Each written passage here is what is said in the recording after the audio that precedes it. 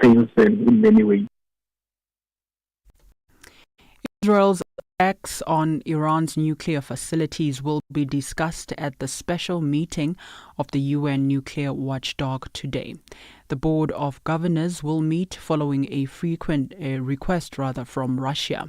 Head of the National Atomic Energy Agency, Rafael Grossi, said that Israel had hit Iran's nuclear facilities at Isfahan and Fordo, killing 6 scientists. The BBC's Bethany Bell has more. The head of the IAEA, Rafael Grossi, told the UN Security Council late on Friday that the pilot fuel enrichment plant at Natanz, which is one site in Iran, where Iran has been enriching uranium up to 60%, highly enriched uranium, that the above ground part of that plant has been destroyed, but what's underneath, they say, is still intact. Now, Mr. Grossi said that there is no radioactive being outside Natanz, but he said there had been inside the plant some radiological contamination. For any news stories that you would like to share with us, please do send an email to newsroom@channelafrica.co.za or call us on +27 11 714 4459. For Channel Africa News, I am Nolutando Butelezi. SABC News. The African Perspective. And in our sports headlines, a record breaker, Lepu netted a brace of goals as Angola retained the COSAFA Cup with a crown. And in tennis news, world number 1 Jannik Sinner wants to use the Harley Open as a chance to bounce back from sleepless nights. For these and other stories, I'll be back at the bottom of the hour. Africa Update on Channel Africa. All right, that brings us to 8 minutes after 12 o'clock Central African time. Now, today's question on hashtag Africa Update, we pose this question to you. What factors besides budget constraints affect the progress on child's rights? Share your thoughts on Channel Africa's social media platforms. On X, we are at Channel Africa 1. On Instagram, we are at Channel Africa. And of course, on Facebook, we are at Channel Africa 1. You can send us your comments and voice notes on our WhatsApp number. That is +27 +27 406 9126. This is Africa Update on Channel Africa. Get Channel Africa on DSTV Audio Bouquet. Channel 802. All right, preparations are being finalized for welcoming the third group of South African National Defence Force members that will arrive at the Waterkloof Air Base in Pretoria from the DRC this afternoon. The soldiers were deployed to the Eastern Congo as part of the SADC peacekeeping force on Friday. 249 soldiers touched down after flying from Mwanza, Tanzania, aboard on Air Tanzania Boeing 787. It was originally scheduled to land in Bloemfontein, but the flight was diverted to Pretoria due to ground support challenges. Channel Africa's reporter Michael Mbewe is following the story. The arrival of the soldiers from Tanzania was originally supposed to happen at 12 p.m. Friday in Bloemfontein, but logistical issues delayed the process by about 6 hours. Initially, 2 smaller aircraft were going to be used, but in the end, larger one was, disrupting plans. Speaking to the media in Bloemfontein, South Africa's Defense Minister Angie Motshekga clarified the behind the scenes. We've been in communication with the team in Tanzania until before we came in here. We said we'll come and have the press at 30:30. We couldn't. So we've been in contact with them the whole morning around getting them to explain what the issues are. As I said, initially, SADC had contracted Tanzania, and then I think around 1 were told that they've ceded the contract to Kenya, and mainly the initial contract was for 190, which was a smaller flight, and then to have as many people as possible coming, then they contracted for 250, which is a bigger flight to land here, and which is not what we were told. I think we only had this morning that they have changed from bringing the smaller flight, because they were going to bring 2 of them. So they've decided to use 1 of them. After resolving that logistical challenge, another obstacle emerged. Now that the plans were here, we're told that there's a whole issue about the staircases and then how the Tanzanians, so we've been moving up and down to see if as a country we can't have the staircases coming here, and hence we've decided that let them leave. If the staircase for Tanzanian Airways does not arrive here in Bloemfontein, they'll have to land in Johannesburg. So it's something that we've been moving up and down between SADC, it was contracted by SADC. But where there is uncertainty, there is anxiety. Minister Motshekga affirmed to the nation that there were no sinister motives behind the delay. I would not have taken the 6 o'clock flight if I knew they would not arrive at 12. I was expecting them to arrive at 12, because until last night when I went to bed, I was told that we're expecting them at 12. It's only now that we're told this morning that there were challenges with them landing here in Bloemfontein, and that's where the issue is more than anything. So the contracting has happened, as I say, it's that technicality around the staircases that will fit a bigger flight, because now they've decided to use a bigger flight as compared to what we were initially told. With sympathy and sadness written all over her face, Minister Motshekga pleaded for more resources to build a capable SANDF. The government has to give us more money to improve our capabilities. Because if we had our own capability, we would have just picked up our children, landed them at air base. But because of difficulties, we're not able to do it ourselves. So those are lessons learned for me. How do I feel? Very anxious, very disappointed, very sad.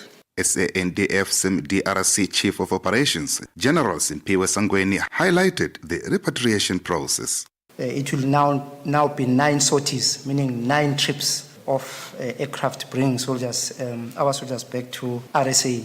And the frequency of those aircrafts moving is almost every second day. That's why indications are that we will be able to finish before the end of June if there are no technical challenges. He reignited the issue of resources, resonating with Minister Motshekga by calling on the media to play a role. As the media, you should also be propagating for us to get adequate funding and modernized equipment. We'll do more than what we are doing now. I think we can say is lessons learned to the SANDF, and it should be lessons learned to you members of the media and all South Africans. Sergeant Mutsidisi Mutibeli, who was part of the mission, described the overwhelming moment of landing back on South African soil, saying they were brought to tears as they touched down at Waterkloof after the besiege in Goma. We cried. Oh, my son is not here. He's in Cape Town. He's the only person I'm living with right now. I do not have family. My family's all of them are dead. But I know I'll see him. Obviously, I'll have to fly to him after all this settled down. The fact that we are alive, that's what matters. And that we are back to our families, that's what. Obviously, we will never forget what happened to other heroes, but we'll celebrate life. Families of the first group of the returning SANDF troops have expressed overwhelming joy at being reunited with their loved ones. A lady known as Olga has been waiting for her husband at Bloemfontein Tempe military base. We don't know how to feel. It's just overwhelming. It did delay, but we have been informed that they'll be late. As I say, I'm very much overwhelmed because it's been a long journey, long and scary, but now he's here. We'll take it from there. It was a very scary situation, but we tried being strong. We tried being strong, and we tried being strong for him, especially for him, because at least we as a family were together. He was alone there. So we tried being strong, holding on for him especially. That was the most important thing. Michael Mbewe, Channel Africa News, Johannesburg. We are on Open Views Audio Bouquet. Channel 628. That report brings us to exactly 15 minutes after 12 o'clock Central African time. You are listening to Africa Update on Channel Africa. Let's now go to Zambia. We do know that finally the Zambian government and the family of the late former President Edgar Lungu have agreed on how to go about mourning Lungu after a standoff that cost his remains not being repatriated to Zambia. Among the things they have agreed on includes the family's private repatriating the body of the sixth Republican president on the 18th of June, and that burial will of course take place on the 23rd of June. For more now on this developments, we're now joined on the line by our correspondent in Lusaka, Zambia, Arthur Davis Sikopo. Colleague, a very good afternoon to you, and thank you so much for joining us. Good afternoon, thank you, and thanks for having me. Yeah, tell us how the two parties, the family and President Lungu and the current government, coming to an agreement. We do know that there was that standoff, very much disturbing. How did they come about agreeing, around repatriating his remains? Thank you so much. Well, just like you have put it, we had that standoff between the government of the Republic of Zambia and the family of Mr. Edgar Chagwa Lungu, who died there in South Africa. So that standoff was mainly on critical issues that the family wanted, or the family said that the former president wished that those should be done when he dies. One of them, of course, is the repatriation of the body. So we are informed that critical stakeholders, including former presidents in the region, and of course current presidents in the region, and of course maybe I must assume that obviously even President Cyril Ramaphosa was involved in this. So former presidents in the region and current presidents in the region had to intervene in these particular talks that were seemingly not going through the times that they were discussing. So a lot of stakeholders were involved. We had former Vice President of Zambia, Kavindele, who led the delegation from the Zambian side to just negotiate and to see to it that they reach amicable solutions between the government of the Republic of Zambia and the family of President Edgar Lungu, who is now late. So it was a number of people that were involved, critical stakeholders that were involved in the region, and of course trying to bring the family and the state together. Yeah. Talk to us then about, one of the other wishes of Lungu's family was to have, current President Hakainde barred from attending the funeral. We understand that this has been rejected. What were the reasons given by the presidency? Well, so that decision, in fact, we are told that it came from he himself, our late President Edgar Chagwa Lungu, who instructed that, the current president, Hakainde Hichilema, should not be in attendance and not anywhere close to his body when he dies. This is so because the two can be said to be, in a loose term, we can be said to be sworn enemies, because these two have sort of not really been meeting and talking. They've been sort of political enemies especially from the time that Edgar Lungu came back to politics. So the two have never met, and the two have been antagonizing each other. The two have been fighting.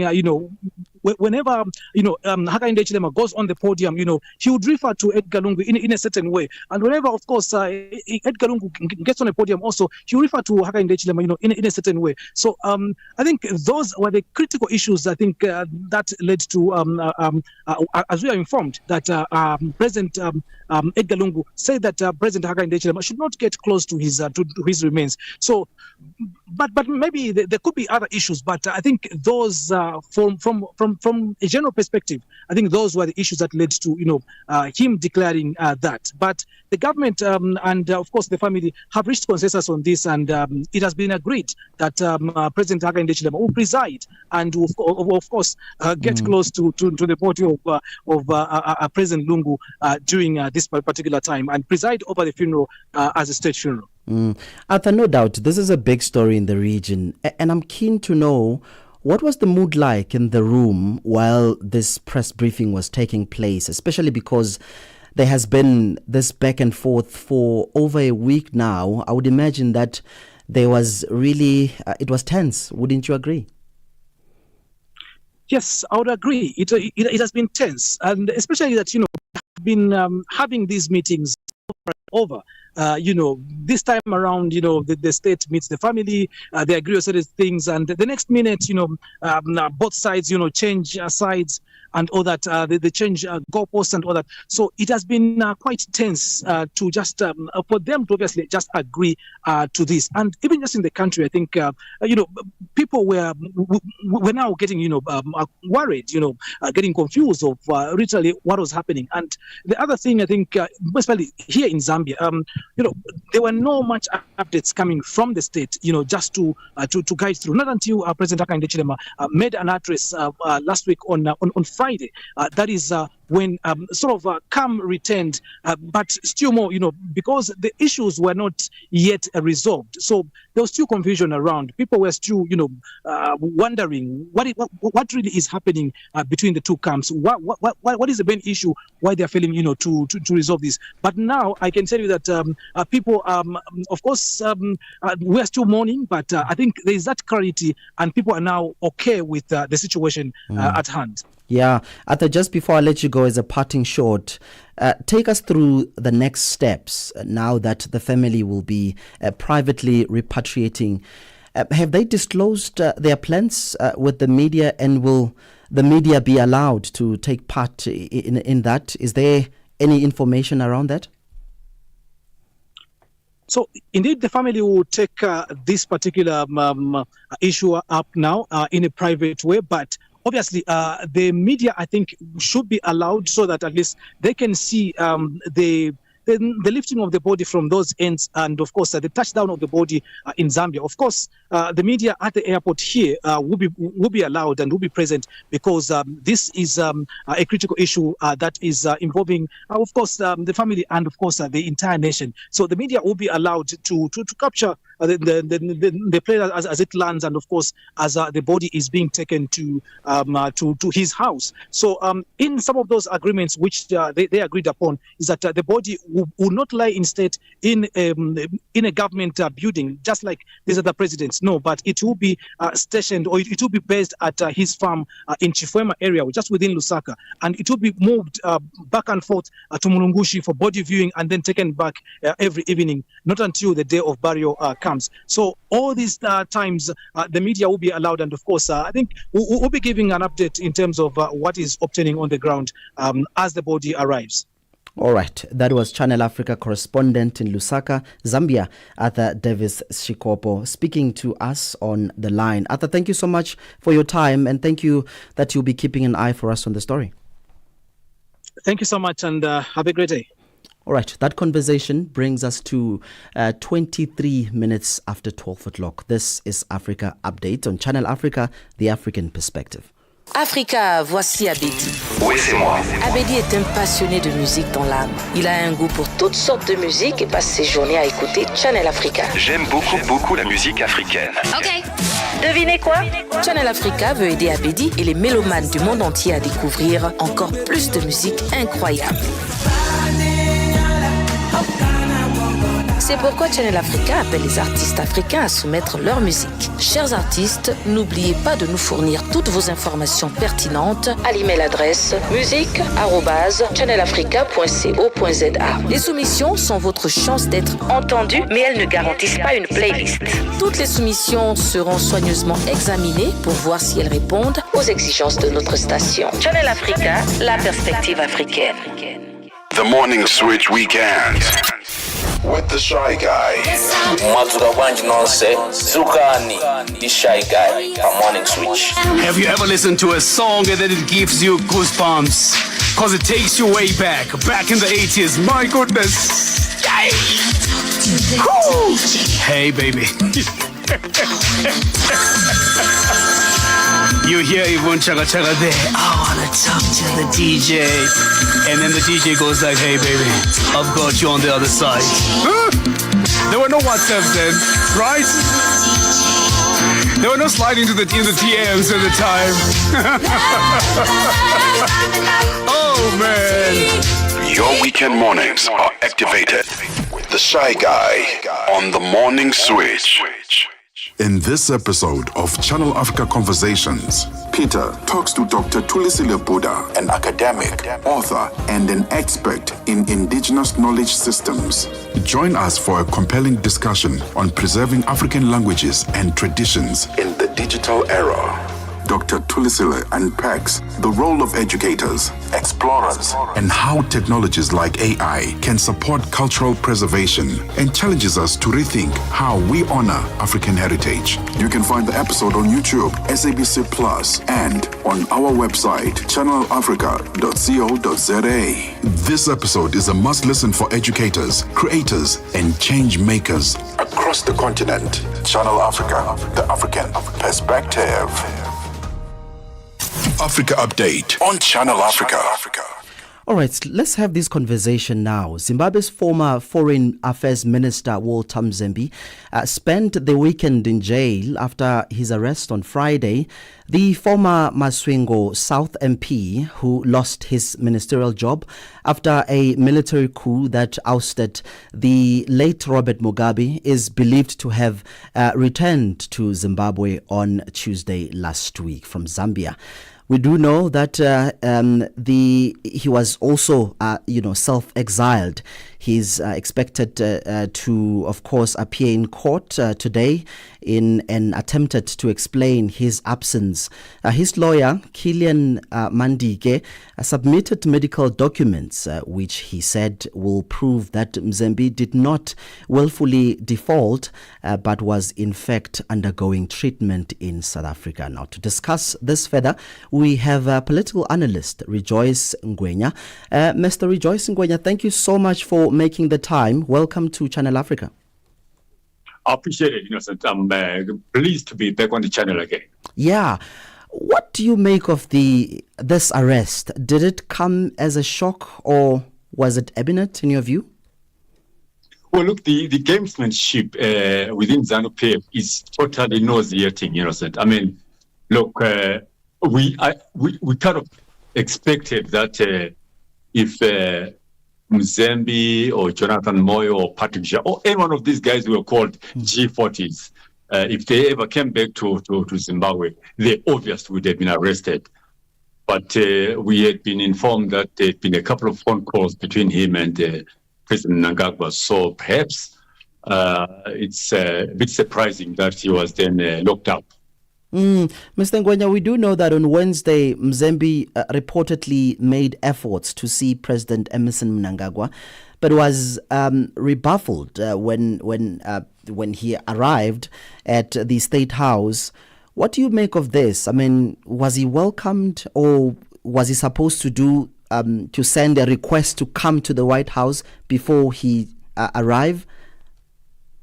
Well, the laws of Zimbabwe are very clear. If you are on warrant of arrest, you need to, first of all, account for that legally. In other words, even if he had spoken to President Emmerson Mnangagwa, the law says that if he have evaded court appearance or summons through warrant of arrest, you need to get that clarified first. So I'm not even surprised that the government will say, look, we would love to talk to you. We love you. We love to see you back in the country, but can you first of all balance your books with the courts, and then thereafter we can get into a political dialogue. Yeah, but we do know that Zimbabwean courts, Mr. Ngwenya, it can take long. It's a tedious process. But then Mzembe had, previously claimed political persecution. Do you agree that he was persecuted because of his political affiliation? I definitely agree with that narrative, because Mzembe has been absent for almost like 6-7 years. And the reason why he was absent was because the Second Republic, he had showed some negative signals around the guys that were working with Robert Mugabe. Like I mentioned, people like Patrick Shah, Jonathan Moyo, Mandi Chimene, and so on. And of course, Sebia Kasukuwere. So it is not surprising that he was correct in saying he was suspicious that the Second Republic may not welcome him. But then again, we are told we talked to Emerson Mnangagwa, and we feel that perhaps there were some processes of forgiveness that had been initiated. Yeah. All right, Mr. Rejoice Ngwenya, thank you so much for making the time to talk to us on Channel Africa. Welcome anytime, Innocent. All right, there you have it. That was Zimbabwean political analyst Rejoice Ngwenya talking to us there about the developments in Zimbabwe, political developments in Zimbabwe. We do know that at times it can really get bad. But let's now take to sports with Fikile Lingwati. Sports on Channel Africa. The African perspective. Thank you and good afternoon, Innocent. Let's start off with football news. Record breaker Depu netted a brace of goals as Angola retained their COSAFA Cup crown with a 3-0 victory over host South Africa in the 2025 final played at the Toyota Stadium in South Africa's Free State Province on Sunday. Angola's back-to-back triumphs have taken their total wins in the competition to 5, level with South Africa and behind only Zambia 7 and Zimbabwe 6. Angola hit the front when Depu scored single tournament record 7th goal with a towering header from a free kick. The previous record holder was Ovidi Karuru with 6 goals for Zimbabwe in 2017. Let's hear from Angolan coach Pedro Soares. Congrats, first of all, for all players. The players who be here, the players who made the camp 1 week in Angola. This is a process. So congrats to the players who propose themselves to be here, to challenge themselves, to grow together as a team. And congrats for all staff, for my coach team. Meanwhile, Bafana Bafana COSAFA coach Vela Khumalo looks back on his team's participation in this regional tournament. I think we had a good tournament.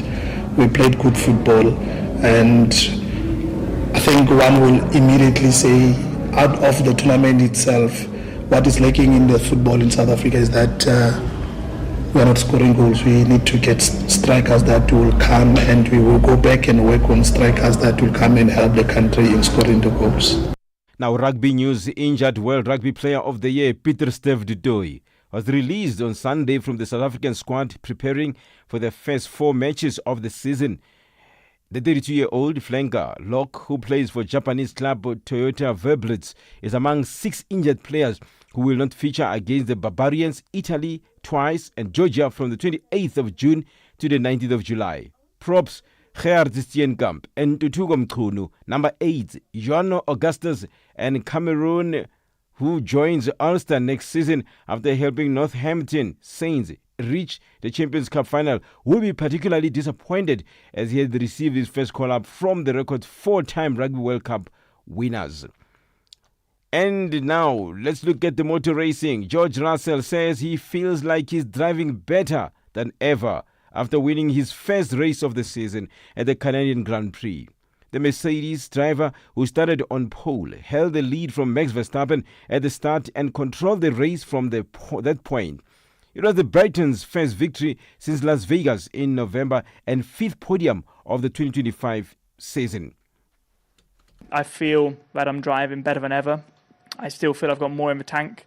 I feel ready to fight for a world championship, and I think results like today, results like Bahrain this year, when we got half a chance of a good result, we're there to take it. And I'm pretty relaxed, just enjoying the moment, enjoying my racing, and just taking it week by week. Let's wrap it up with the tennis news. World number 1, Jannik Sinner, wants to use the Harley Open as a chance to bounce back from sleepless nights after his agonizing loss to rival Carlos Alcaraz in the French Open final this month. In a thrilling showdown, Sinner took the first 2 sets and had 3 match points in the 4th set. But Spain's Alcaraz persevered to grind out a 4-6, 6-7, 4, 6-4, 7-6, 3, 7-6 and 10-2 tie winner in 5 hours and 29 minutes. For any sports stories you'd like to share with us, please send an email to newsroom@channelafrica.co.za or call us on +2711 714 4459. This is Channel Africa Sport with me, Fikile Lingwati. Sports. on Channel Africa. The African Perspective. Ahoy, matey! Captain here to help, right, boys? Set sail with us on a digital voyage like no other. Channel Africa has a treasure trove of awesomeness. That is our website and social media pages. Tell me, why are you here? We want you to be part of our adventure. The winds are changing, Captain.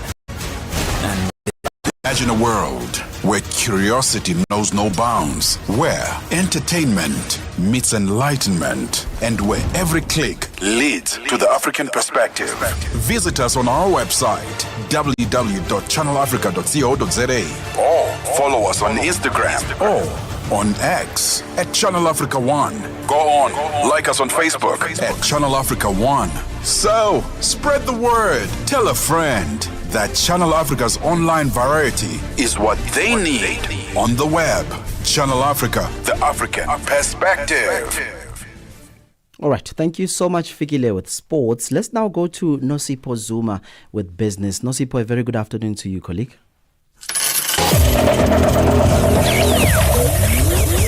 Business news on Channel Africa.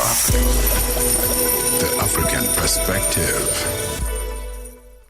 Thank you, Eno. Good afternoon. In your business news this hour, the Dangote Petroleum Refinery says it will begin the nationwide distribution of premium motor spirit and diesel to marketeers, petrol dealers, manufacturers and other large users across Nigeria on the 15th of August. The refinery said in a statement that this major fuel distribution initiative is aimed at transforming Nigeria's downstream petroleum sector. Now, as part of the program, the company will offer free logistics support to fuel purchases. This move is expected to significantly lower fuel costs and ease inflationary pressures in Nigeria. Executive Deputy Chairperson of South Africa's National Youth Development Agency Board, Karabo Mohale, says that government must ensure that young people are at the center of the national dialogue, which has been pronounced by President Cyril Ramaphosa. Mohale was speaking to SABC News this morning at Semosa Secondary School, where Deputy President Paul Mashadile will hand over a multi-purpose sports facility. Her comments come as over 60% of young people are currently unemployed, including discouraged job seekers. Mohale says that the presidency and the entire country must move towards locating young people and making them a priority. Because for the longest of times, we have felt that young people have been put on the margins of the economy. And by margins, we mean it exactly that we've become spectators in the South African economy. And we want to make sure that young people are at the center of the development trajectory. And the good thing, which is also an advantage for the National Youth Development Agency, is that we're in the presidency. Although under the tutelage of the Minister of Women and Youth and Persons with Disability, we've got that proximity to ensure that we drive the necessary change. South Africa's Northwest Province Premier Lazarus Mokgosi says that the province is doing all it can to address the unemployment crisis. This as the province has overtaken the Eastern Cape in recording the highest unemployment figures in the country. Mokgosi says while the provincial government has advertised 260 vacant funded posts in government departments to mitigate the unemployment crisis, it's simply not enough. Does not reflect well. It's really unfortunate that we are the highest province with unemployment in the country, but it has been coming since 2015, 2016. If you follow the economic scales, you will realize that it would have been eventually here where we are. But of course, we are a rural province. We are a province that does not have a lot of manufacturing activities, but we are a province which is purely in a mining sector. The Kenyan shilling has held steady against the dollar today, trading at 129 to 129.50. unchanged from its close on Friday. Data from the London Stock Exchange has shown analysts say the shilling has been supported by strong foreign exchange reserves held by the Central Bank of Kenya. They say the Tanzanian shilling, which had previously been one of the most worst performing in 2025, has also rebounded strongly in June after the Tanzanian government banned the use of foreign currencies, including the US dollar, in local transactions to stabilize the Tanzanian shilling and reduce dollarization of the economy. It is trading at 2,594 against the US dollar this morning. And finally, South Korea's government will introduce a second supplementary budget for the year on Thursday. Now, this comes after it passed a $10.13 billion budget in May to support an economy weighed down by U.S. tariffs and sluggish consumer demand. A spokesperson at the South Korean presidential office says the budget plan will include spending to help the recovery of people's livelihoods. He said South Korean President Lee Jae-myung has argued for expansionary fiscal policy and cash-like handouts schemes to boost consumer demand as the country's central bank last month slashed this year's economic growth outlook to 0.8%, nearly half the previous 1.5%. Your financial indicators: one US dollar in Nigeria is trading at 1,541 naira 94, and Botswana it's 13 pula 29. Kenya, the dollar is trading at 128 shilling 48, and in Zambia it's 24 kwacha 17. The BRICS countries: $1 in Brazil is trading at 5 real 54. Russia is 79 rubles 81. India is 85 rupees 72.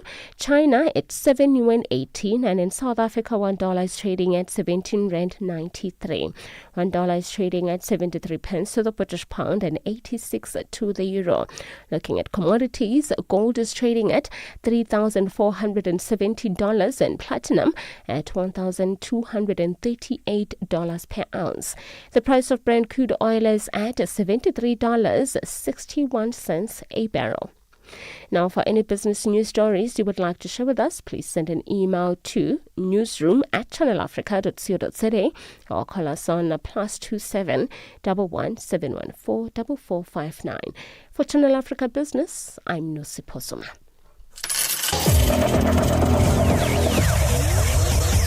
Business news on Channel Africa.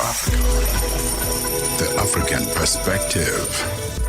Download the SABC app and take Channel Africa with you everywhere you go. Africa Update on Channel Africa. All right, a very big thank you to Nosipho Zuma with business. On to this now. The importance of equipping young people with the tools they need to thrive in post-democratic South Africa's weakened economy has come under focus. Thriving, during the year's month commemoration, the National Youth Day celebrations are currently underway in Potchefstroom in the Northwest today under the theme Skills for a Changing World, Empowering Youth for Meaningful Economic Participation. Tsepo Ikaning reports.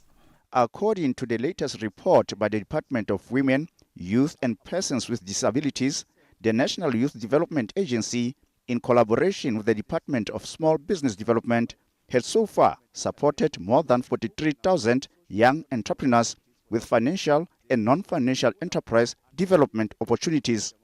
For its part, the Small Business Development Ministry has, through the Youth Employment Service, facilitated over 15,000 workplace experience placement in the private sector. As the agency, our focus is the Chairperson of the National Youth Development Agency, Dima Katsomasiteng, says through the integration of their online work and business application systems, they've managed to expand their reach to the youth seeking funding and business mentorship opportunities. We have strategically integrated our ERP system with samobi.net, where when young people log into our ERP system, they are able to see opportunities from the NYDA, as well as opportunities posted from the SA Youth.mobi platform. Similarly, when they log in on the other side, they're able to see those opportunities. But furthermore, on the NYDA side, through our partnerships with different SETAs, whenever there are training programs with stipends or any other job opportunities, through our technical skills manager, they are then sent through to our platform and they are loaded on our ERP system. So what is great about that is that we have young people that are already registered on our database.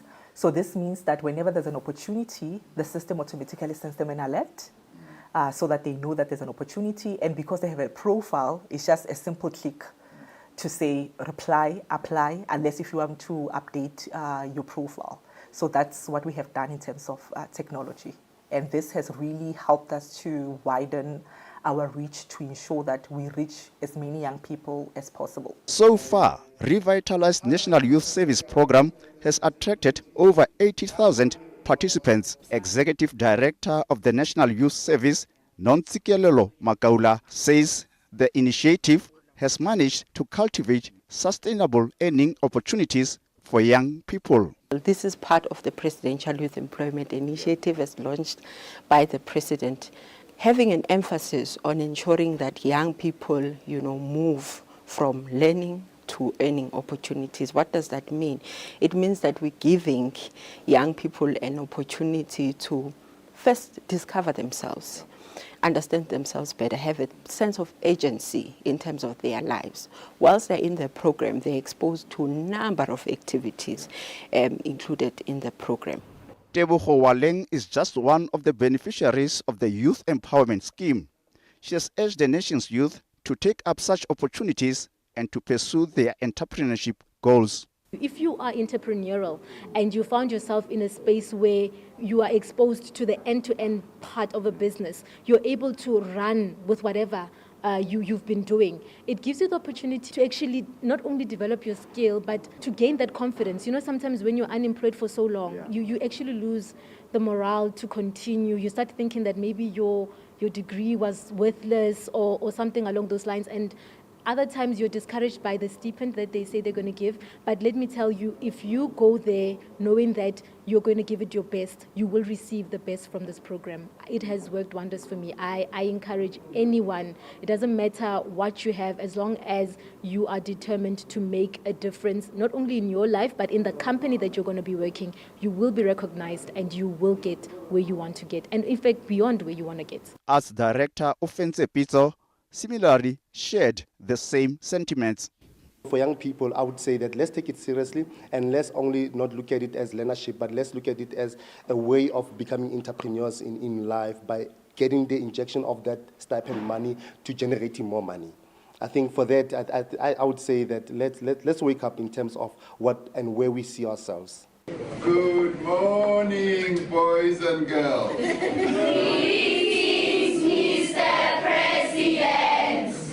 Earlier last week, President Cyril Ramaphosa reaffirmed government's commitment to expand opportunities for the youth to be absorbed into the labor market and for them to be exposed to multiple business empowering opportunities. Tsepo Ikaning, SABC News, Johannesburg. Africa Update on Channel Africa.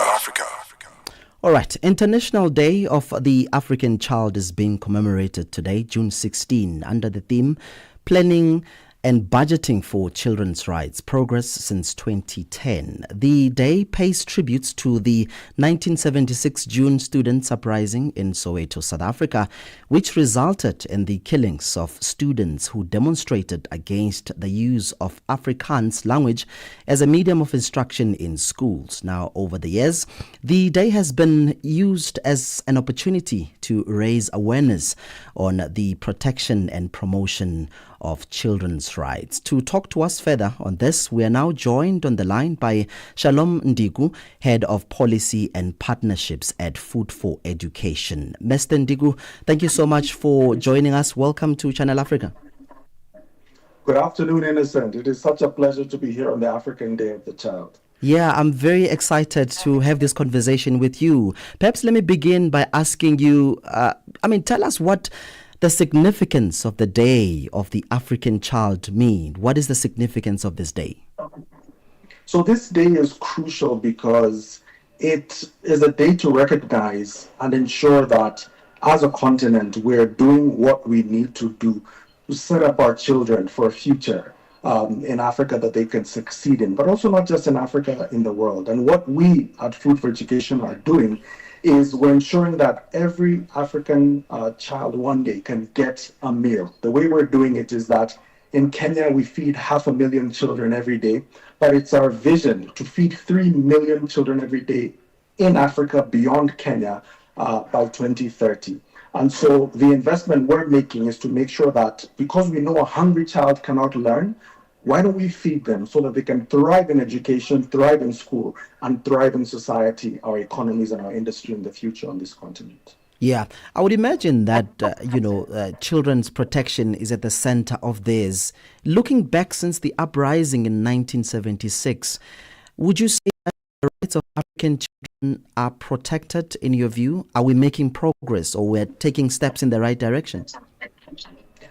I think if you look at, that window of now almost about 50 years, as you mentioned, a lot of progress has been made, as the African Union, but also with various governments.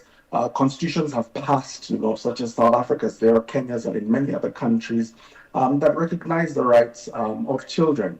And I think looking at the theme now, it's for governments to invest more in ensuring that these rights are enforceable, because you can have a right for a child, but if there are no resources to actually finance it, then it might not work.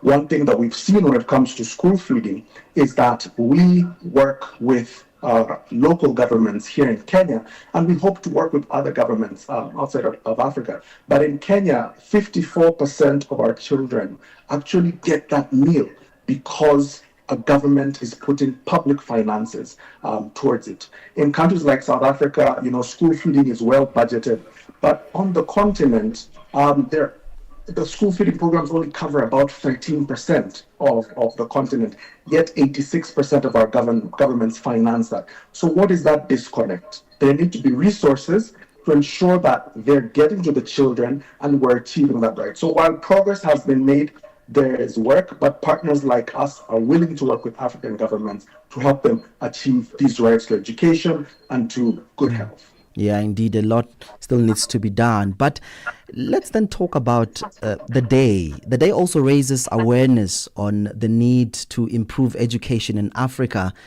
Would you say that the continent is doing well in this regard? Are we also making progress in that front? Yeah, and I think that's a very, very key question, Innocent. The way I look at it is this: let's look forward. Let's push to 2050. In 2050, 1 in 4 people on this planet will be African, right? 1 in 4.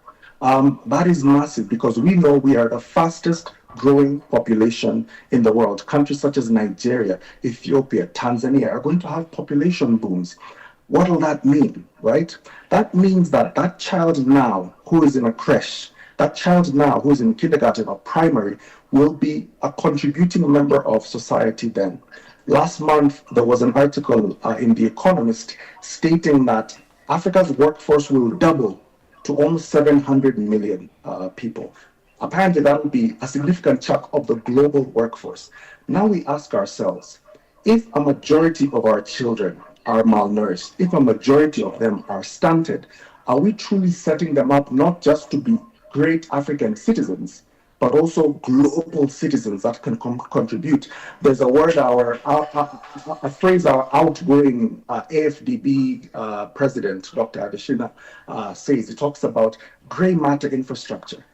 How are we building those brains that can then sustain the continent, sustain the globe? And I think investing in things such as school feeding, investing in their education, and not just knowing that it's the books, but also what is that environment? Because if I'm hungry as a child, I can't eat. But if I can eat, I will focus more, I will perform more, and maybe I will contribute better as a global citizen. Would you then say that South Africa is a good case study for the African continent in terms of dealing with the issues of hunger? I think in many ways, yes. Those of us outside the continent and in interactions with individuals from South Africa who lead school feeding. In March this year, in the Central African Republic, the continent celebrated school feeding, and there was a presentation from South Africa. And as Africans, hearing how much the government had invested, in the school feeding program there was admirable. But because this day, looks at the entire continent, what does it mean for a child in Botswana or in Benin? What does it mean for the governments of Gambia or Ghana? And I think, South Africa can set that model, and other countries have. But there's truly a need to ensure that local economies are built, and a big part of that will be via government sector. So the models are key, but how do we make sure that across the continent we are not leaving any African child behind? Mr. Ndigu, it goes without saying that the abuse of children continues in the continent, unfortunately. How can this day be used to end this violence against children, in your view? I think in terms of that, ensuring that they have, strong social safety systems, ensuring that, children feel protected. And one way we have seen that works is through school feeding. We've seen how, children actually leave, home knowing that they're going to school simply because of this meal. And truly, a big part of that then means if a child is full, if a child is satisfied, their behavior is something that could improve. The teachers report that the children are disciplined. The children can pay attention. There's less truancy within the school settings just because of that power of a meal. So it's definitely something we need to invest in. And there's a call for governments to do more, for law enforcement agencies to do more, but beyond that, for communities to do more. We talk about Ubuntu, and a big part of that is taking responsibility as Africans for our children, right? How do we make sure that that discipline, that responsibility is shared across the board, not just with governments, not just with teachers, but as a community. So that's what I would say to that, Innocent. Mr. Ndigu, I'm running out of time. Just as a parting shot, how can people be part of Food for Education if they want to contribute to this cause? 30 seconds. Thank you so much. So visit our website, Food for Education, the number 4 in the middle.org, and really donate. But I think beyond that, as I said, I think there's a spirit of Ubuntu in everyone. So really, go to a school nearby you, anywhere in the continent, and find out, are the children eating? Can you feed them? That's how our founder started. She started feeding 25 children just within her community. So anyone can do it, and we encourage you all to do it, because a hungry child cannot learn. Thank you so much, Innocent. All right. Shalom Ndigu, Head of Policy and Partnerships at Food for Education. Thank you for indeed making the time, and congratulations with your course. Thank you. All right, that brings us to exactly 12:58 Central African time, and the man has just walked in. He looks ready to take on the show, to take on the conversation of the African perspective. Brother, good afternoon. What can you expect at the show? Fantastic. I tell you what, I am ready. I've got the glow of excellence upon me right now. Come on now. It's Youth Day today in South Africa, and we'll be celebrating the youth on the continent. We start off with a conversation with the visionary behind Youth-Owned Brands Awards, Yobas, and we talk about what brands are we seeing there from the young people, and what do we need to be excited about going ahead, going to the rest of the year. And then we also talk about protecting yourself against property scams. Before you sign anything, we want to let you know what you need to look out for. What are the red flags when it comes to property purchasing? Because we're seeing quite a lot of property scams out there, and people fall easily victim to them. But what are the red flags that we need to look out for? And then we're joined on the line by a powerhouse, Zen Dlamini, to explore why mentorship matters and how young professionals can lead Africa's future. That's all coming up on The Upside. We're celebrating the youth today. All right, we can't wait for the upside. Well, there you have it. That's my lot on Africa Update from myself, Innocent Semosa, producer Nhlanhla Mahlangu, and the rest of the team. Thank you for listening. As Channel Africa would like to engage with you, our listener, on our content, we kindly request that you send us the questions and comments about any of our programs, and of course tell us where you are messaging us from. Our email is info@channelafrica.org, or by SMS to +2782 332 5905. You can also follow us on Twitter is at Channel Africa 1, as well as on our page on Facebook. We are Channel Africa, the voice of the African Renaissance taking place right now. Thank you so much for joining us, and from myself, Innocent Semosa, and the rest of the team, it's goodbye and God bless.